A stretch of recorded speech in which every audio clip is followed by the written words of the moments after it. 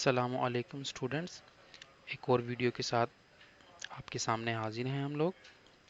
इस वीडियो में आप लोगों को जानने को मिलेगा BT502 सेमिनार 1 क्या होता है, इस कोर्स को आपने किस तरीके से लेके चलना है, इस कोर्स में ग्रेडिंग किस तरीके से होती है, इसमें आपको टेस्ट किस तरीके से किया जाएगा, यानी कि आपके एग्ज़ाम किस टाइप के होंगे।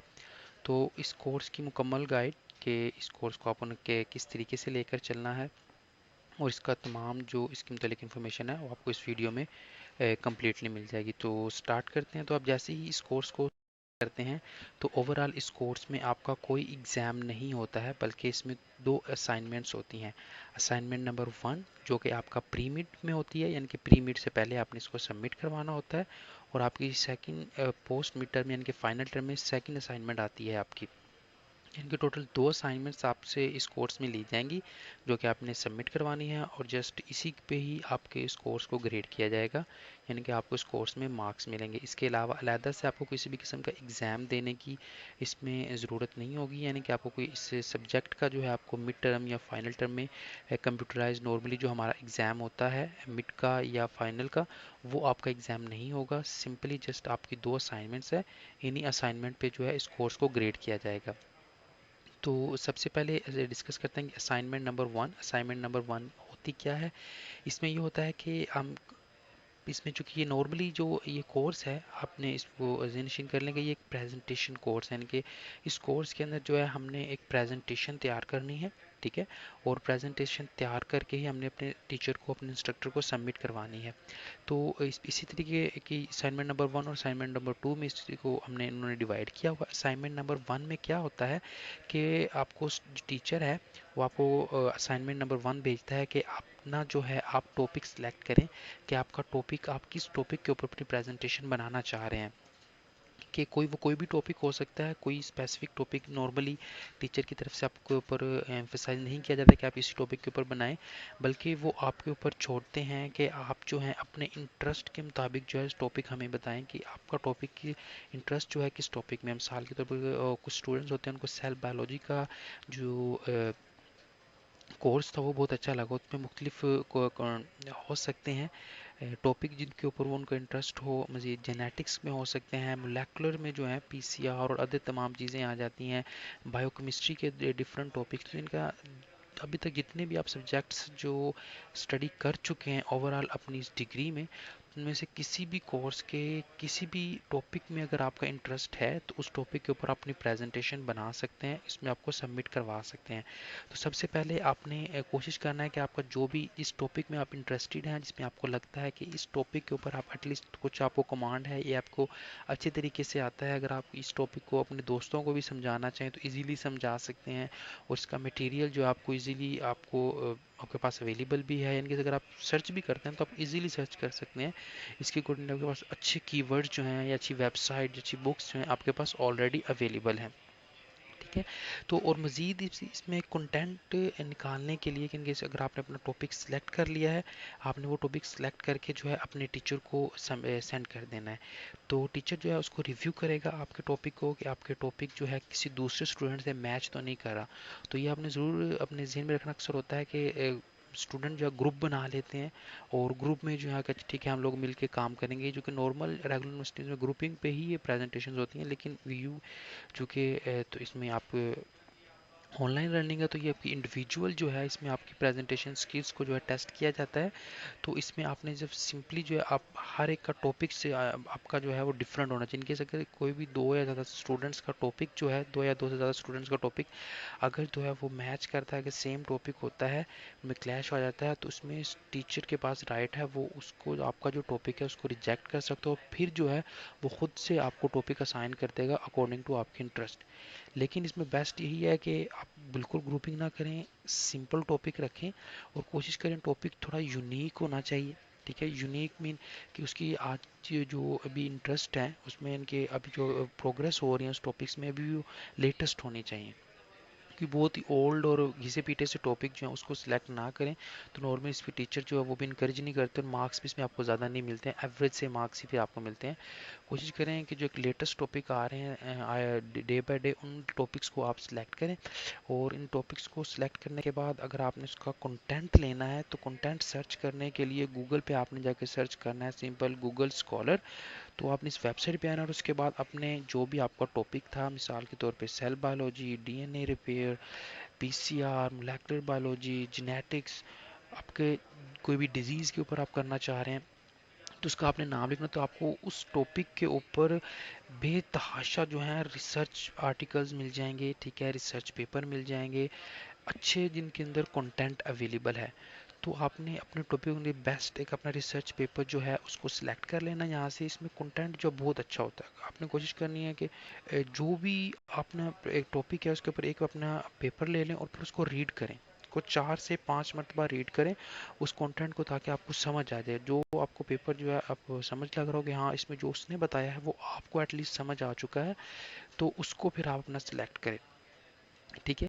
तो उसको सिलेक्ट करने के बाद जो है आपने जो भी करना है कि कंटेंट जो है अपनी प्रेजेंटेशन में उसको आपने कॉपी पेस्ट नहीं करना, कि आपने जो भी इंटरनेट से आपको एटलीस्ट कंटेंट मिल चुका है तो आपने इसको बिल्कुल कॉपी पेस्ट नहीं कर देना, बल्कि आपने उसको बिल्कुल अपने वर्डिंग में जो आगे एक्सप्लेन करना है। क्योंकि इसमें इसके बाद जो असाइनमेंट ऊपर उसमें रिकॉर्डिंग होती है आपकी, तो आपने जो ऐसा प्रॉपरली इलेबोरेट भी करना होता है, तो आपने कोशिश करनी है कि बिल्कुल आपका जो भी कंटेंट है वो इस तरीके से प्रेजेंटेबल हो कि अगर कोई भी ले मैन जो है वो उस कंटेंट को सुने, उस कंटेंट को देखे, तो उसको जो है आपका पॉइंट जो भी आपने उस प्रेजेंटेशन में अपने इस असाइनमेंट में उनको कन्वे करना चाहे वो इजीली ले मैन को जो है कन्वे हो जाना चाहिए। तो इनकेस अगर आप कॉपी पेस्ट मारते हैं तो रिसर्च पर आर्टिकल्स में जो भी कंटेंट लिखा होता है वो बहुत ही डिफ़िकल्ट लैंग्वेज में लिखा होता है। हाई जो भी एक अच्छी जो स्टडी करते हैं वो उनके लिए वो अंडरस्टैंडेबल होता है। तो आपने एक ऐसा कोई कंटेंट नहीं लिख देना है कि आप कोई रिसर्च पेपर नहीं, क्योंकि आपसे यहाँ पे लिखवाया जा रहा है एक सिंपल प्रेजेंटेशन आपको एक टॉपिक के ऊपर उनकी तरफ से रिक्वायर्ड होती है। तो बिल्कुल आपने उसको सिंपल वर्डिंग में जो है आपने उसको एलेबोरेट करना है, सिंपल वर्डिंग में उसको डिफाइन करना है।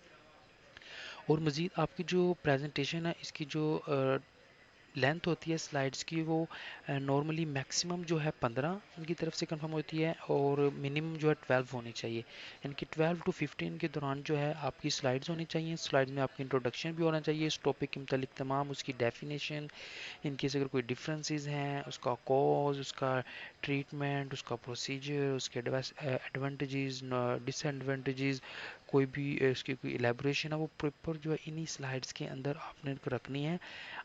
पर स्लाइड जो है आपको किसी भी किस्म की जो है वर्ड की जो है आपकी कोई लिमिट नहीं है, कि आपके पर जो आपकी पावर स्लाइड है जो भी आपकी, तो उसके अंदर कितने वर्ड की लिमिट है, तो एज इट इज़ कोई लिमिटेशन नहीं है, आप कुछ भी वर्ड रख सकते हैं। लेकिन कोशिश करनी है कि वर्ड्स जो हैं वो एक एस्टिमेटेड जो लेंथ में हो, बिल्कुल कम नहीं होने चाहिए, कि एटलीस्ट जो है कि आप उनको बिल्कुल ही आपने एक टॉपिक लिया उसके ऊपर उसकी 2 से 3 लाइनों की डेफिनेशन कर दी, नेक्स्ट स्लाइड पे नहीं, ऐसा नहीं करना। और ना ऐसा हो कि आपने बिल्कुल ही इसके अंदर मच्छर मारते हो, कितना कंटेंट लिख दिया हो कि वो पढ़ा भी ना जा रहा हो। तो बिल्कुल एक एस्टिमेटेड जो है आपने पर स्लाइड में जो अपना कंटेंट रखना है।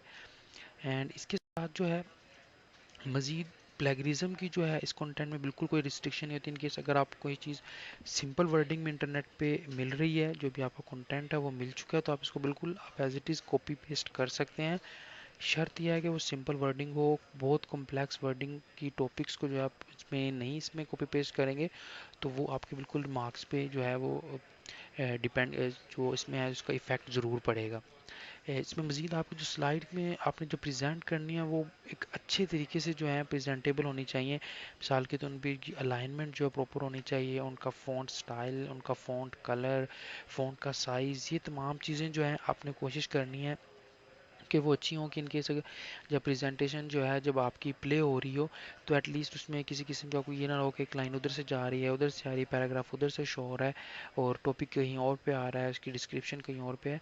तो प्रॉपरली जो है प्रॉपर अलाइंड जो है आपकी प्रेजेंटेशन के अंदर कोशिश करनी है कि तमाम जो फ़ॉन्ट साइज़ है, फ़ॉन्ट का कलर जो है वो स्लाइड टू स्लाइड जो आपका मैच होना चाहिए। मज़ीद और थर्ड इनकेस अगर आप अपने पिक्चर कोई भी यूज़ करना चाहें अपनी प्रेजेंटेशन में बिल्कुल कर सकते हैं, लेकिन पिक्चर को आपको प्रॉपरली एक्सप्लेन करना है। कोई भी पिक्चर अगर आप यूज़ कर रहे हैं किसी भी प्रोसेस को एक्सप्लेन करने के लिए, कुछ भी कोज एंड प्रोज को इंडिकेट करने के लिए, तो उसमें पिक्चर की जो है आपको प्रॉपरली एक्सप्लेनेशन आपसे रिक्वायर्ड होगी, तो उसको प्रॉपरली आपने एक्सप्लेन ज़रूर करना है। और मज़ीद आपकी जो कि पिक्चर की क्वालिटी है वो बहुत अच्छी होनी चाहिए। अगर आप इनकेस कोई लो क्वालिटी की पिक्चर लगा देते हैं कि वो बिल्कुल आपके मार्क्स पे आप जो इफेक्ट करेगी। कोशिश करनी है कि अगर आप पिक्चर लगा रहे हैं तो उसको प्रॉपरली एक्सप्लेन भी करें, और उसकी रेजोल्यूशन जो है वो हमेशा बहुत अच्छी होनी चाहिए, ताकि वो देखने में अच्छी लगे। बस यही आपकी असाइनमेंट नंबर 1 थी, यानी कि इसमें जो भी आपने एक प्रेजेंटेशन ली, एक टॉपिक लिया है, उसके ऊपर आपने प्रॉपरली जो है अ, आपने इसको अपने टॉपिक को प्रिपेयर किया है, और उसके बाद 15 टू 12 की जो है स्लाइड्स उनको प्रिपेयर करके आपने उनको सेव करना है और अपने ट्यूटर को सबमिट करवाना है। ये आपने बिफोर मिड टर्म जो है सबमिट करवानी होती हैं। और ये इस तरीके से आपके असाइनमेंट नंबर 1 यानी कि आपका मिड टर्म तक जो है हम ये सब्जेक्ट क्लियर हो चुके हैं। इसके बाद कोई आपके मिड टर्म नहीं होने हैं। इसके बाद जो है असाइनमेंट नंबर 2 आ जाती है। असाइनमेंट नंबर 2 जो है फाइनल के बाद होती है, इनके मिड के बाद होती है फाइनल के लिए। तो यानी कि इसमें इसमें कोई आपको कुछ भी लिखने की मज़ीद ज़रूरत नहीं है। वही प्रेजेंटेशन जो कि आपने सबमिट करवाई थी बिफोर मिड टर्म, उसी को अब आपने जो है प्रॉपरली रिकॉर्ड करना है, यानी कि अपने पावर पॉइंट में आना है। और पावर पॉइंट में आके अपने असाइनमेंट को जो अपनी जो भी आपकी स्लाइड थी असाइनमेंट नंबर 1 की तमाम स्लाइड्स को जो प्रॉपरली रीड करना है, उनको आगे एक्सप्लेन करना है 10 to 12 मिनट की एक वीडियो के अंदर। ठीक है, तो आपने इसकी इसमें ताकि आपकी वो प्रेजेंटेशन स्किल्स को जो है वो टेस्ट कर रहे होते हैं, तो इस तरीके से आपने रिकॉर्ड करके प्रॉपर उसकी एक वीडियो बनानी है। पावर पॉइंट से वीडियो बन जाएगी, एंड देन उसके बाद जो है आपने इसको सेव करके सबमिट करवा देनी। तो ये आपका जो कोर्स है BT502 सेमिनार 1 सक्सेसफुली कंप्लीट हो जाता है। आपके यहीं पे जो है कोर्स ख़त्म हो, उसके बाद फिर आपको कोई फाइनल भी नहीं होंगे। जस्ट ये 2 असाइनमेंट है। असाइनमेंट देखा जाए तो एक ही है कि जो प्रिपेयर करना है, उसके बाद सिंपल जस्ट आपने उसको रिकॉर्ड करना था, यानी कि रिव्यू के तौर पे आपने टॉपिक को सिलेक्ट करना है। टॉपिक को सिलेक्ट करने के बाद आपने असाइनमेंट जो है उसको प्रिपेयर करना है। अपने फिर स्लाइड्स को प्रिपेयर करना है। स्लाइड्स जो है आपकी वेल प्रिपेयर होनी चाहिए। आपका जो भी कंटेंट है वो क्वालिटी कंटेंट होना चाहिए। टॉपिक जो है लेटेस्ट होना चाहिए, कोई घिसा पिटा टॉपिक नहीं होना चाहिए। ये आपकी असाइनमेंट नंबर 1 है। असाइनमेंट नंबर 2 में आपने उसी जो भी आपकी प्रेजेंटेशन थी उसको प्रॉपरली रिकॉर्ड करके सबमिट करवा देना है। तो ये इस तरीके से आपका जो कोर्स है ये कंप्लीट हो जाता है। और मज़ीद जो मार्क्स हैं, इसमें मार्क्स क्या मिलते हैं कि इसमें नॉर्मली टोटल मार्क्स के इनके 100 होंगे, 50 होंगे, 60, 70, ये आपके ट्यूटर पे डिपेंड करता है। लेकिन इसका जो वेटेज होता है वो 40 एंड 60 का होता है। इनकी जो भी आपने स्लाइड्स बनाई थी बिफोर मिड टर्म उनका 40% आपको वेटेज है। यानी कि मिसाल के तौर पे इनकेस अगर 100 मार्क्स अगर वो सब्जेक्ट के रखते हैं, तो इसमें 40 मार्क्स जो हैं वो आपको देंगे इनके। जो भी आपकी प्रेजेंटेशन आपने बिफोर मिड सबमिट करवाई है, वो 40 में से उसमें से आपको मार्क्स देगा, जो भी उसको जिस भी आपकी क्वालिटी का आपको प्रेजेंटेशन लगी है। और उसके बाद आफ्टर मिड जो है फिर आप उसकी रिकॉर्डिंग उन्हीं स्लाइड के जो सबमिट कराएंगे उसमें से आपको जो मार्क्स में 60 में से मिलेंगे, जो भी आप अचीव करते हैं। और उसके बाद फाइनल जो है फिर वो आपके वो उसमें दोनों जो हैं वो आपके सबमिट होके कंप्लीट होके वो आपके 100% मार्क्स जो भी आप अचीव करेंगे मिड और फाइनल में, वो जमा होके ऐड होके जो आपके ओवरऑल सब्जेक्ट के मार्क्स बन जाएंगे। ओवरऑल आपका कोर्स है। मज़ीद अगर आपने यहाँ तक हमारी वीडियो को देखा है तो इसमें आपका बहुत थैंक यू। और मज़ीद अगर आप BS बायोटेक्नोलॉजी के किसी भी सब्जेक्ट की असाइनमेंट्स का सॉल्यूशन रिक्वायर्ड है अगर आपको, ठीक है, तो बिल्कुल हमारे चैनल पे आपको तमाम असाइनमेंट्स का सॉल्यूशन और इनकी सब्जेक्ट्स की कंप्लीट इन्फॉर्मेशन आपके साथ शेयर की जाती है। तो आपसे रिक्वेस्ट करेंगे कि हमारे चैनल को सब्सक्राइब कर लें, और अगर आपको वीडियो अच्छी लगी है तो इसको लाइक भी करें। अगर अपने किसी दोस्त के साथ इसको शेयर करना चाहते हैं जो कि आपके साथ इसी सब्जेक्ट में इनरोल है उसकी इन्फॉर्मेशन के लिए, तो बिल्कुल आप इस वीडियो को उन तक शेयर भी ज़रूर करें।